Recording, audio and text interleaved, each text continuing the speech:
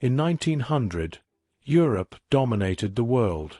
Almost the entire planet was either a European colony or one step removed from being a European colony. Europe led the planet in technology, culture, economy, medicine, agriculture, political and military ability. Europe was half of the entire world's economy. European societies had erupted onto a level of development through the Industrial Revolution completely unparalleled in anything else in the world or history. Europe could conquer the entire continent of Africa, 3 times its size, overnight while taking less than 5,000 casualties. At this time, Europe was still a strongly Christian society. Demographically, almost all Europeans were Christian, and even the European governments were run by monarchies claiming to pull power from divine right. However, under the surface, this Christian faith was waning. Nietzsche in the 1880s proclaimed the death of God. He said that faith in God was philosophically already dead.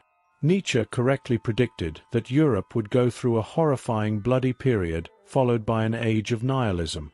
The 20th century was fundamentally the century of Europe's decline, just as Nietzsche correctly predicted. The European world consumed itself through horrifying wars, lost any and all optimism as a society. Much of Europe fell to horrible evil tyrannies, whether fascist or communist. Europe lost its technological, military, cultural, economic, demographic, and social advantages to the United States, a more religious country that de facto colonized the continent. The Europeans lost all of their colonies. Before 1960, Europe was over 40% of the world's economy. After this decline, it was beneath 20%. After this decline, Europe didn't try to fix this, but went through a process they openly call degrowth, in which their governments attempted forcible deindustrialization. Without their guard, the Europeans got so depressed that they tried to commit civilizational suicide, whether through mass immigration or degrowth, trying to erase their culture. The exact same pattern was seen in the Soviet Union in a different way. Russia started the century as a demographic, economic, military, political, and artistic powerhouse under the autocratic Tsar, and was on its way to liberalizing. But through self-inflicted wounds from communism, Russia ended the century as a shell of a country. Now, most countries in Europe are less than 1/3 Christian. Once God died, so did Europe. The United States, one of the most religious countries in the developed world, filled the void, although the US is still on the same track of religious decline. The Greeks and Romans were absolutely stunning and brave. However, as classical civilization got wealthier, it also became less religious. Starting in Athens, skepticism started to become popular in their golden age. Athens collapsed as a society within a century. Peninsular Greece collapsed into horrifying wars fought brutally, and then they were conquered by the Macedonians. As the Macedonians lost their religion, a century later the Romans, again a more religious people, in turn, conquered them. The Romans were known as incredibly stoic and moral people, and also very religious, one of the most so of any nation in the known world at that time. After they conquered agnostic Greece, they imported its philosophy back into Rome. This brought all of the social issues that Greece saw into Italy, which continued the process of decay. As Rome became wealthier, its religion and culture collapsed. Roman society degenerated into disgusting savagery. Rome fell in civil war, inequality went through the roof, the republic collapsed, the birth rate plummeted, and moral degeneracy became ubiquitous. After a century of civil wars and degeneracy, the Romans had a conservative religious reformation under Emperor Augustus, who could pull the state back together. But the damage had already been done, and the Romans had lost their freedom and republic.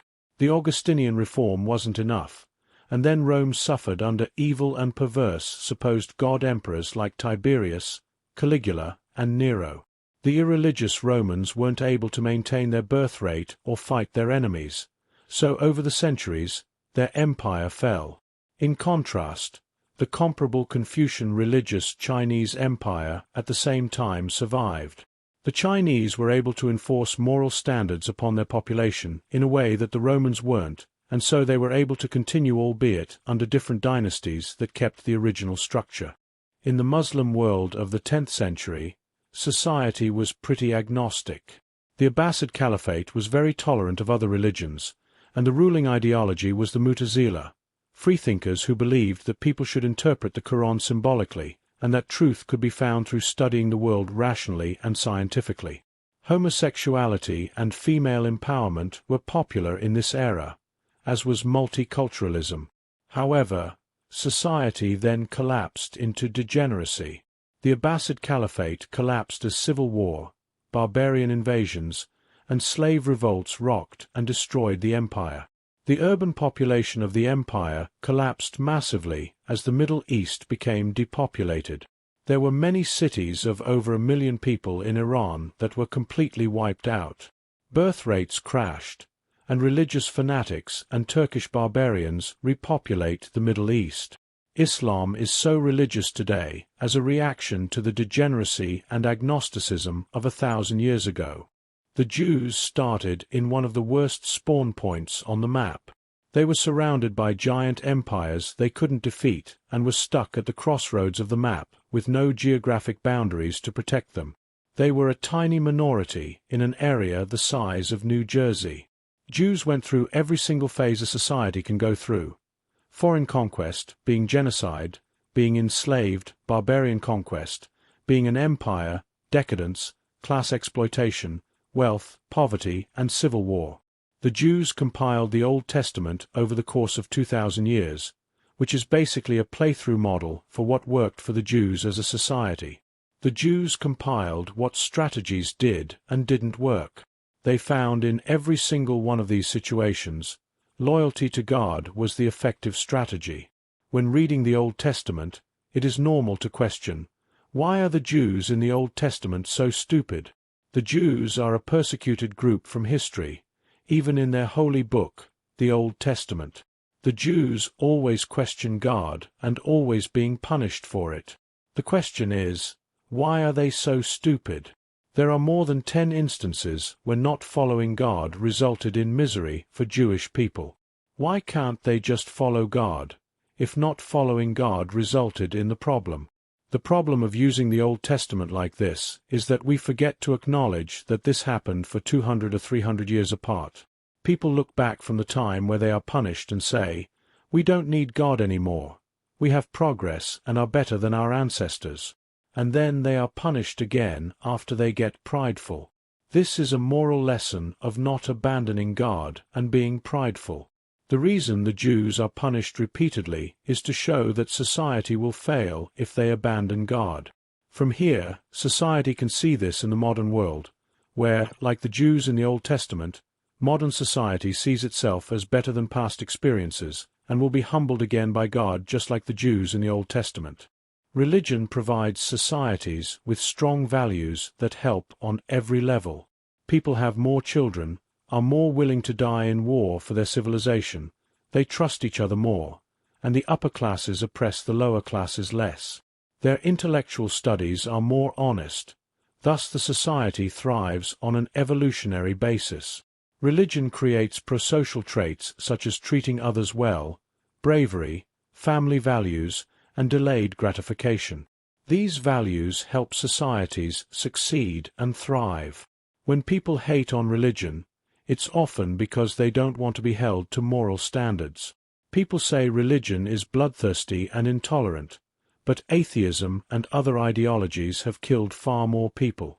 The Crusades, witch burnings, Spanish Inquisition, Spanish conquest of the New World, and the 30 Years' War combined killed far fewer people than communism, fascism, and the French Revolution alone. But society still hates religion because they don't want to be held to any standards of being moral, humble, temperate, brave, kind, and chaste. The historical pattern clearly shows a cycle.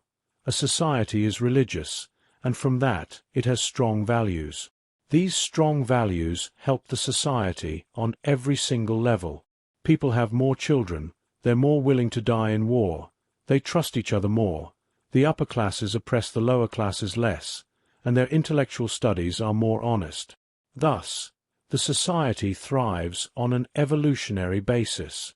A large part of religion is the creation of traits that are known to be prosocial. These include treating other people well, bravery, family values, and delayed gratification. Religion promotes mindfulness, calmness, and mental security. Mindfulness is always good, even in the worst situations.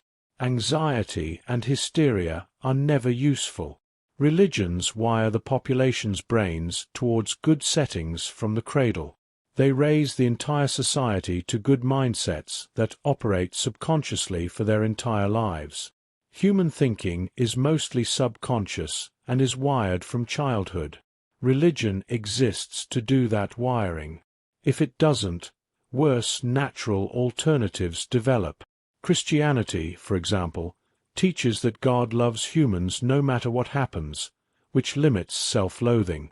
This is a good and healthy belief. Society has forgotten why their ancestors put religion in a high place because they are so safe now. However, when they don't have religion, their society will see tyranny, genocide, slavery, madness, incredible anxiety, and mental health issues. Human nature without constraints isn't a noble savage. It collapses into horrible nightmares over time. Society hates those who ask why we're alive and try to numb themselves to the meaninglessness of life.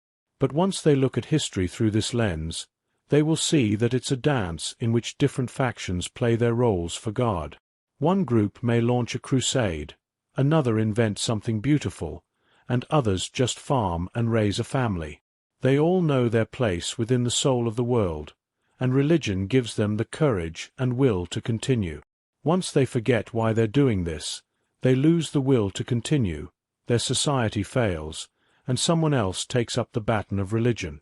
The universe either has order and meaning built into it, or it doesn't. People can choose to view it either way. However, if the universe was inherently meaningless, men wouldn't be willing to die for meaning. Living life is meaningful itself. Nihilism is a cancer that has no logical reason to exist. Society needs meaning to survive and function as a species. If the machine's only role was to continue in itself, that would be meaningful enough. But even that is change. Religion versus irreligion is not a rational choice. It's a statement of faith based on whether that person believes the world is mechanistic or alive. If people believe the universe is alive and has a soul, even if they believe in science, they will be religious. Science and religion aren't in contradiction.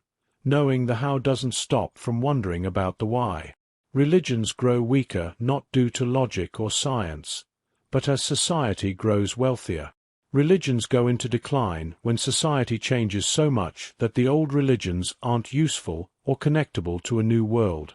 The Axial Age, the foundation of most of the world's religions around 500 BC, happened because people in a globalized world couldn't believe in the God of the local stream anymore.